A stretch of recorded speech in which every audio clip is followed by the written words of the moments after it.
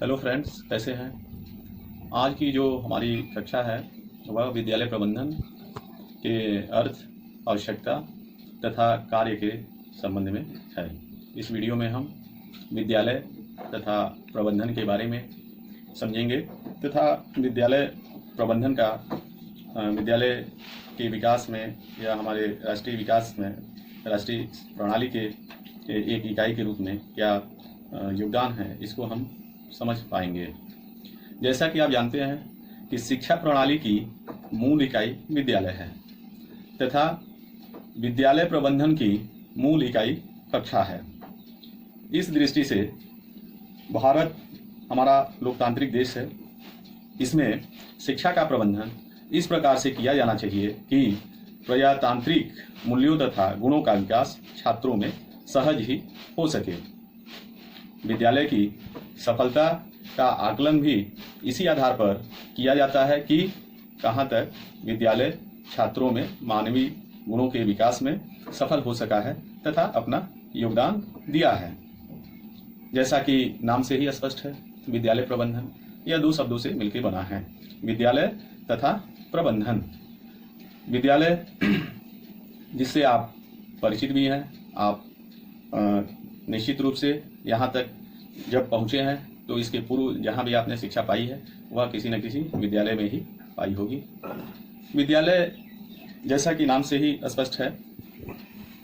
अब मैं ये कहूँ कि विद्यालय समाज का एक लघु रूप है तो इसका अर्थ यही है कि यह समाज का प्रतिनिधि है।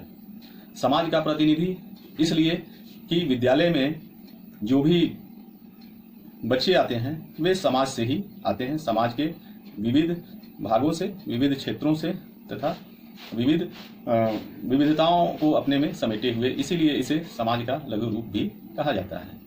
लेकिन इसके अतिरिक्त भी विद्यालय के अर्थ को हम समझ सकते हैं या हम यूँ कह सकते हैं कि विद्यालय किसे कहते हैं। तो इसका उत्तर यह हो सकता है कि विद्यालय औपचारिक शिक्षा का वह महत्वपूर्ण केंद्र बिंदु है जहाँ पूर्व निर्धारित योजना के अनुसार एक निश्चित व्यक्ति द्वारा एक निश्चित पाठ्यक्रम को एक निश्चित समयावधि में पूर्ण किया जाता है। वास्तव में विद्यालय संगठित ज्ञान को वर्तमान आवश्यकताओं के अनुरूप प्रत्येक छात्र तक पहुंचाने का सबसे महत्वपूर्ण एवं सशक्त माध्यम है।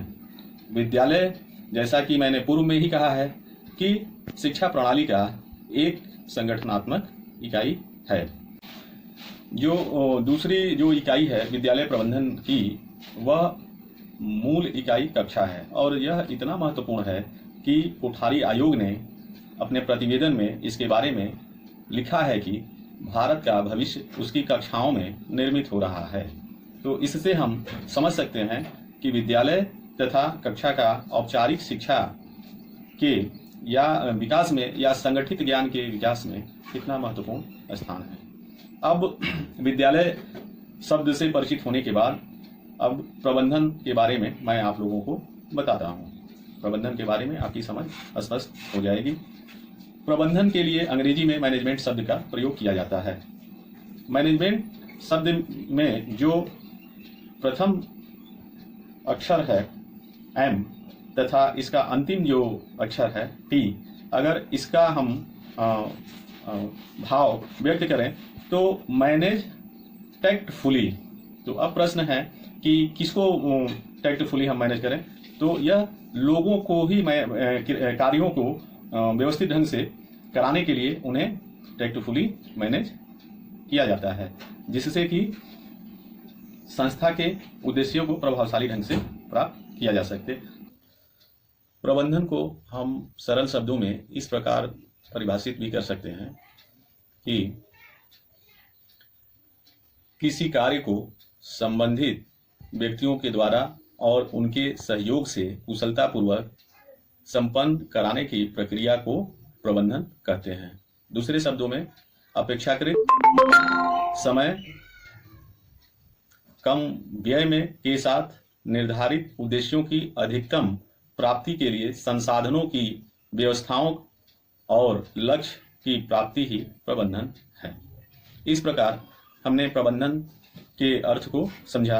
अब प्रबंधन में किए जाने वाले जो कार्य हैं उनके आधार पर इसके जो घटक हैं वे इस प्रकार होंगे: योजना प्लानिंग, दूसरा संगठन, तीसरा प्रशासन एडमिनिस्ट्रेशन, चौथा निर्देशन डायरेक्शन, पांचवा नियंत्रण कंट्रोलिंग।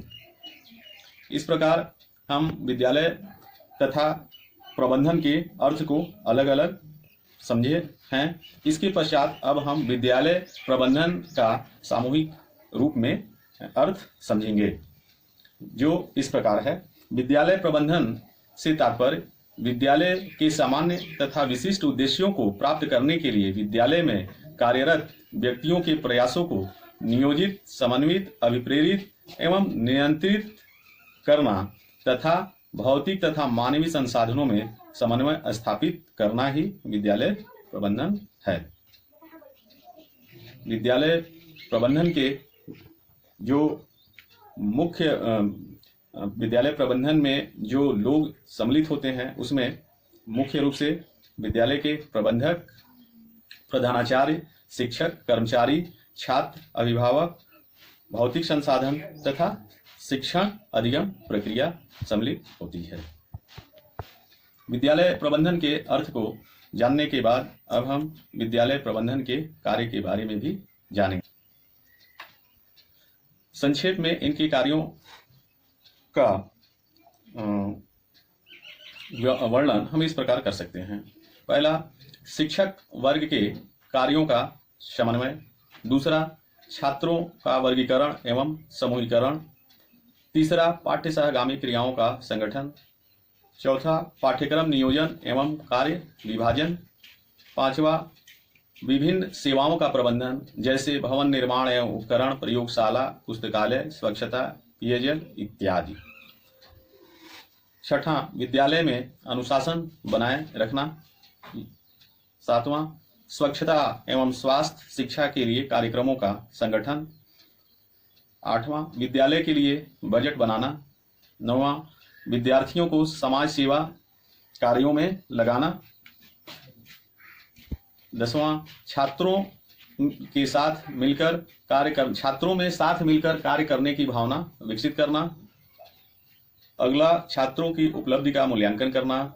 नेक्स्ट, छात्रों शिक्षकों की योग्यता के अनुसार उनमें कार्य का विभाजन करना।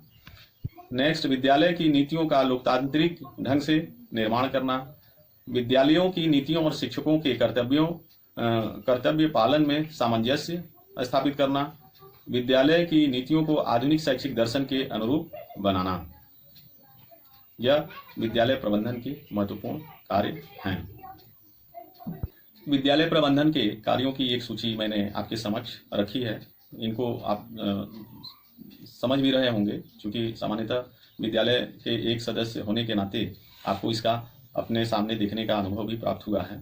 अब हम विद्यालय प्रबंधन की आवश्यकता के बारे में बात करेंगे कि विद्यालय प्रबंधन की विद्यालय में क्यों आवश्यकता है।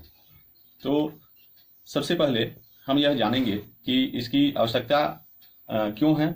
जैसा कि आप जानते हैं, प्रत्येक संस्था के अपने लक्ष्य एवं आदर्श होते हैं और उनकी सफलतापूर्वक प्राप्ति के लिए उचित प्रबंधन की आवश्यकता होती है, क्योंकि विद्यालय एक महत्वपूर्ण सामाजिक संस्था है। अतः इसकी एक संगठित प्रबंधात्मक व्यवस्था होनी ही चाहिए। प्रभावशाली प्रबंधक विद्यालयी जीवन में दुर्व्यवस्था तथा संभ्रांतियों को समाप्त करके विद्यालय को शिक्षण अधिगम की प्रक्रिया को आगे बढ़ाने का कार्य कर सकते हैं। इस दृष्टि से विद्यालय प्रबंधन की आवश्यकता है। विद्यालय प्रबंधन की आवश्यकता को हम मुख्य तौर पर कुछ बिंदुओं में आपके सम्मुख रखने का प्रयास करेंगे। जैसे जो इसकी आवश्यकता है कि संसाधनों का सर्वोत्तम उपयोग। अब संसाधनों से का सर्वोत्तम उपयोग में विद्यालय के समक्ष भौतिक तथा मानवीय दोनों संसाधन हैं। आप जानते हैं, मानवीय संसाधन में प्रधानाध्यापक, प्रबंधक और शिक्षक, कर्मचारी तथा अन्य मानवीय शक्ति आती है, तथा भौतिक संसाधनों में विद्यालय की भूमि, भवन, अन्य आधारभूत संरचनाएं इसके भौतिक संसाधन होंगे। अगर इन दोनों का अनुकूलतम उपयोग होगा तो फिर संस्था के उद्देश्यों को प्रभावशाली ढंग से प्राप्त किया जा सकेगा। इसलिए संसाधनों के सर्वोत्तम उपयोग के लिए विद्यालय प्रबंधन की आवश्यकता है। नेक्स्ट, छात्रों के सर्वांगीण विकास के लिए। नेक्स्ट, विद्यालय कर्मचारियों के बीच मानवीय शक्ति के बीच कार्य विभाजन के लिए। नेक्स्ट, विद्यालय के सफल संचालन के लिए। नेक्स्ट, पाठ्य सहगामी क्रियाओं के आयोजन के लिए। नेक्स्ट, शिक्षण अधिगम प्रक्रिया को प्रभावशाली बनाने के लिए। निष्कर्ष रूप में हम कह सकते हैं कि यदि किसी विद्यालय का प्रबंध तंत्र उत्तम है तो उस विद्यालय से निकलने वाले छात्रों की उपलब्धि भी उत्तम एवं प्रभावशाली होंगी, जो अपने देश, परिवार, समाज का मस्तक ऊंचा रखते हुए अपने उच्चतम लक्ष्य को प्राप्त करेंगे। इस प्रकार कहा जा सकता है कि आज विद्यालयों को अपने प्रबंधन को सबल व सशक्त बनाने की आवश्यकता है। इस वीडियो में आपने विद्यालय प्रबंधन का अर्थ, उसकी आवश्यकता एवं उसके कार्यों के बारे में समझा। उम्मीद है यह वीडियो आपके लिए काफ़ी ज्ञानवर्धक होगा, आपकी समझ को सरल करेगा। अगले वीडियो में हम इसी प्रकार किसी विद्यालय प्रबंधन से ही किसी नए प्रकरण पर बात करेंगे। धन्यवाद।